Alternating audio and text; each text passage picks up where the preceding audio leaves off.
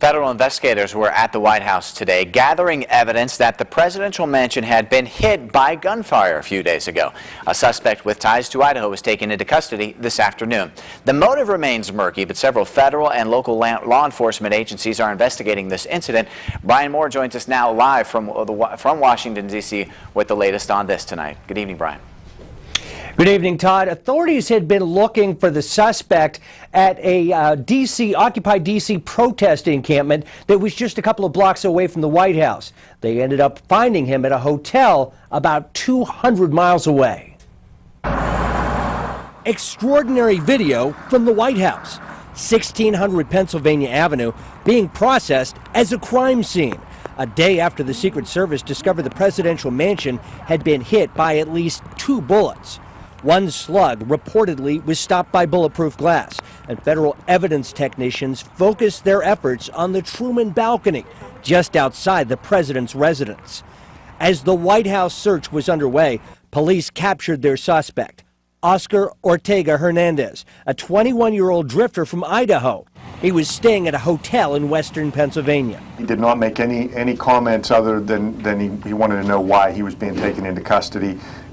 He did not have any identification with him. The shooting happened Friday evening while President Obama was traveling in California. Minutes later, and a few blocks away from the White House, police found Ortega's wrecked vehicle. And inside, investigators say they discovered an AK-47 style assault rifle and several spent rounds. After releasing his photo, investigators received tips that Ortega had been living in the occupied D.C. encampment, about 3 blocks from the White House. Park police came here. They had a picture of the gentleman, and they searched a couple of tents, and he wasn't here. And we told him he wasn't affiliated with Occupy D.C. Well, authorities will not officially discuss a motive. They say they have reason to believe that Ortega posed a threat to President Obama. And in fact, we're learning that the Secret Service is considering the possibility of charging Ortega with attempted assassination. As for a motive, we're finding out some tantalizing new information this evening, courtesy of our Spanish-speaking sister network, Telemundo. They talked with Ortega's family. His father tells Telemundo that Ortega had a fixation with the date 11/11/11. He thought that the world was going to end on that day, and 11/11/11, Todd, is the day that shooting took place. Now, Brian, Ortega's family back here in Idaho reported him missing at the end of October. Do police have any sense of his travels from Idaho to Washington?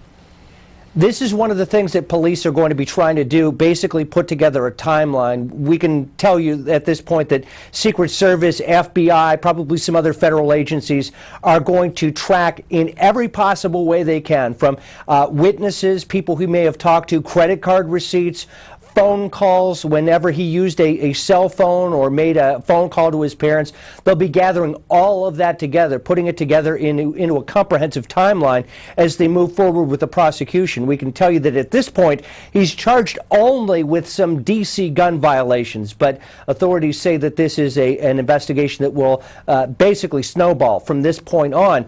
But there's the question of mental competence. Was he suffering from some kind of mental illness when all of this happened? Authorities say that he's got a long criminal history, but there is also, Todd, some history of some problems that seem to point toward mental illness. And then, Brian, did they tell you what led them to the hotel in Pennsylvania?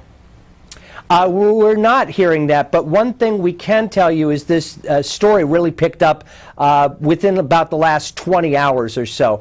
And there was a large tattoo you might have seen on Ortega's neck, the word Israel, which really made him stand out. There was news coverage all over the country, and we can tell you that the Pittsburgh office of the Secret Service took the lead on this in getting the Pennsylvania State Police to this hotel where Ortega was ultimately captured. So we do know that it was a tip to the Secret Service, whether it came through the media or through other places.